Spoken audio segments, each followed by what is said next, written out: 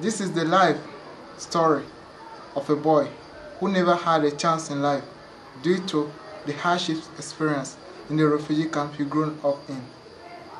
This story is about me. My name is Maurice Aloegninou, and I'm from Togo. I was born in 1993 during the civil war in Togo. Most young people at my age have no idea what it's like to be born in turbulent times.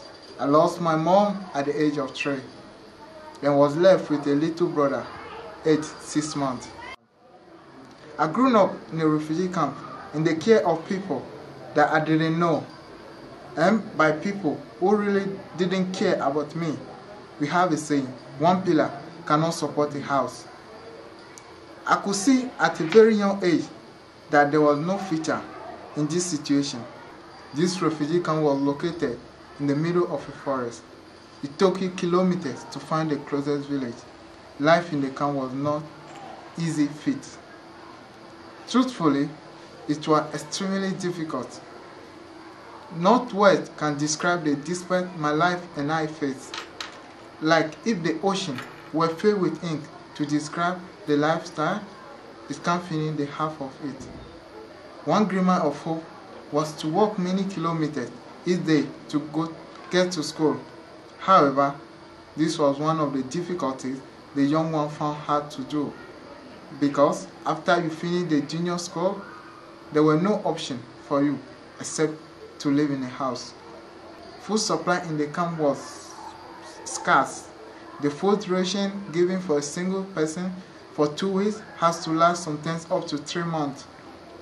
The worst part of camp life was the unsafe drinking water. We have no choice but to drink polluted waters. Oh my God, the number of people that die in the camp every year and were buried in the local ground was not a small number. This included one of my aunties. As I was a bit older, I could see another issue developing, very similar to what I see happening in the Illawarra, Manu homeland. Big businesses were exploiting the resources of the area.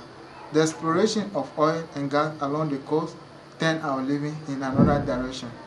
And to benefit the masses, life was becoming more like Guantanamo prison in the United States. The villagers' land were taken from them. The landowner no longer had any rights, where coastal communities could fish and feed their family and their people. This area turned into rubbish dump from the sea. I recall a gas pipeline which passed 200 meters behind the refugee camp through the village's farm land, destroying all the crops growing on the land. I saw how this big company polluted our drinking waters and damaged the land for big profits. Fortunately, something suddenly happened for me. The Australian government heard my cry, my prayer, and came to my rescue. They helped me settle in Australia as a permanent resident, something that where I came from was unheard of. Every day I thank my lucky stars. How fortunate was I, someone whose situation seemed hopeless. Today I have a renewed hope that life will be better. I have courage, endurance, and determination.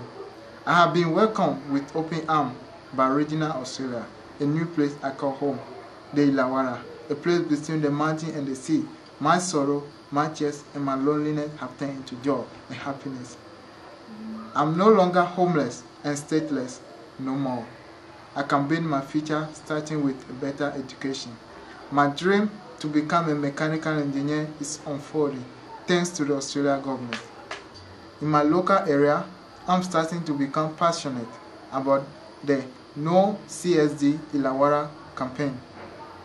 After I have seen the peaceful uprising of the people, the protesting on the Sea Cliff Bridge, and listening to No CSD campaigner Jeff Moore, who spoke at my school, I hope my new home doesn't become like my old one and destroy something so precious to us, life, water.